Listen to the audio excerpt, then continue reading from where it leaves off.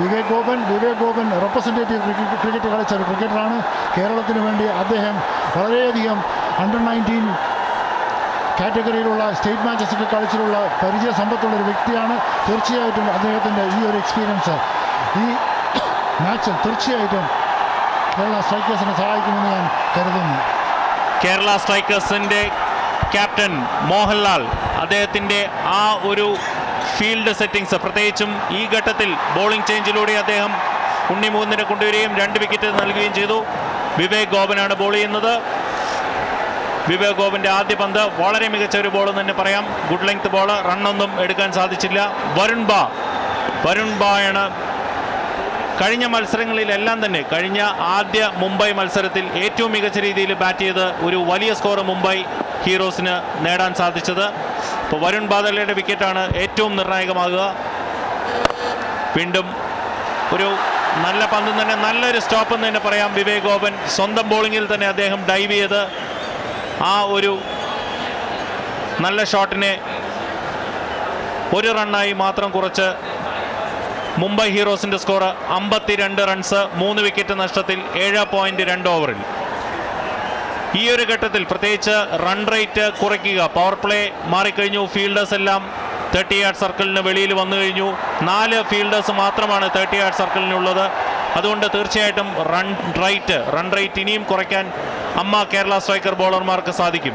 പുതിയതായിട്ട് വന്നിരിക്കുന്നത് റിതേഷ് ആദ്യ പന്ത് തന്നെ ബീറ്റണായിരിക്കുന്നു. വളരെ നല്ലൊരു പന്തായിരുന്നു വിവേക് ഗോപൻ്റെ.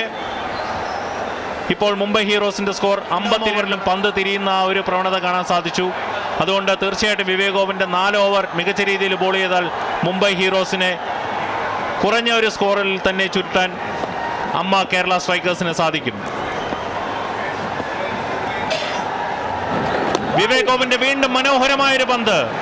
ആ പന്ത് കുത്തിത്തിരിഞ്ഞ് ഏറ്റവും നല്ലൊരു ബോളെന്ന് തന്നെ വിശേഷിപ്പിക്കാം. റിതേഷ് എന്ത് ചെയ്യണമെന്നറിയില്ല.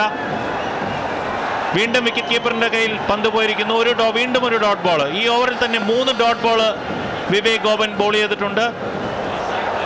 1 റണ്ണ് മാത്രമാണ് തൻ്റെ 2ാമത്തെ ഓവറിൽ വിവേക് ഗോപൻ നൽകിയിരിക്കുന്നത്.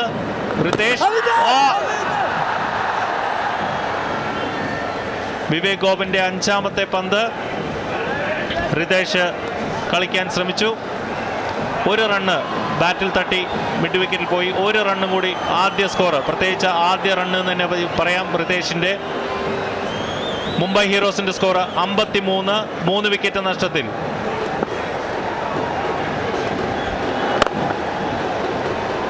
വരുൺ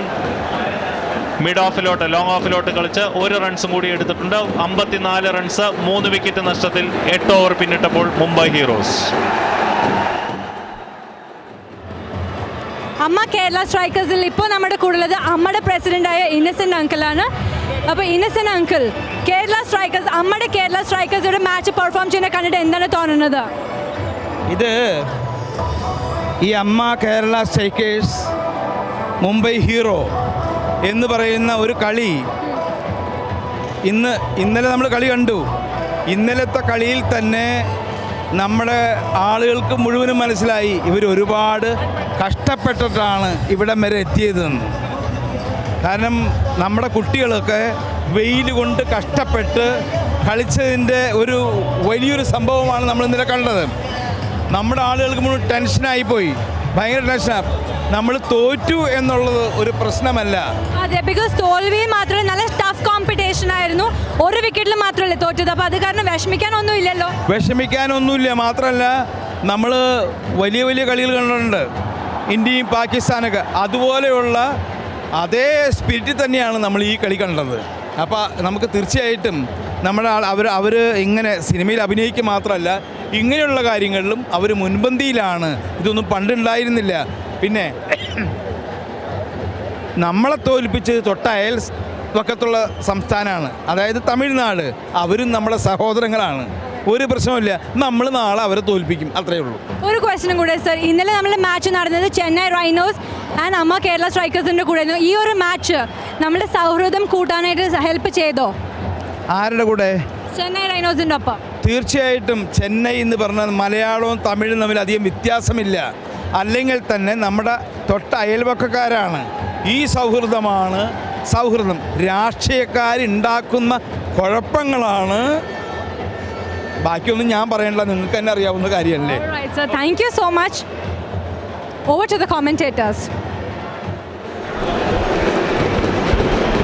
ഒരു ബോളിംഗ് ചേഞ്ച് കൂടി വന്നിരിക്കുകയാണ്. സൈജു കുറുപ്പ് ആദ്യ മത്സരത്തിൽ കേരള സ്ട്രൈക്കേഴ്സിന് വേണ്ടി വളരെ മികച്ച രീതിയിൽ ഹൈദരാബാദിൽ ബോൾ ചെയ്തതാണ്. അദ്ദേഹമാണ് ബോൾ ചെയ്യുന്നത്. ആദ്യ പന്ത് 1 റണ്ണ് നേടി വരുൺ ബഡോല 23 റൺസോടുകൂടിയും റിതേഷ് 1 റണ്ണോടുകൂടിയും ബാറ്റ് ചെയ്യുന്നു. മുംബൈ ഹീറോസ് 8.1 ഓവർ പിന്നിട്ടപ്പോൾ 56 റൺസിന് 3 വിക്കറ്റ് എന്നുള്ള നിലയിലാണ്. റൺ റേറ്റ് തുടക്കത്തിലെ പവർ പ്ലേയിൽ ഉള്ളതിലും ക്രമാതീതമായി കുറഞ്ഞിരിക്കുകയാണ്. 6.86 വളരെ മികച്ച ഒരു പന്ത്. നല്ലൊരു ലൈൻ ലെങ്ത് എന്ന് തന്നെ പറയാം സൈജു കുറുപ്പിൻ്റേത്. ഫ്രണ്ട് ഫുട്ടിൽ റിതേഷ് ആ പന്ത് കളിച്ചിരിക്കുന്നു. വരുൺ ബഡോല മുംബൈ ഹീറോസിൻ്റെ ഏറ്റവും മികച്ച ഒരു ബാറ്റ്സ്മാൻ തന്നെ വിശേഷിപ്പിക്കാം. വീണ്ടും ക്യാപ്റ്റൻ മോഹൻലാൽ പന്ത് ഫീൽഡ് ചെയ്തിരിക്കുന്നു.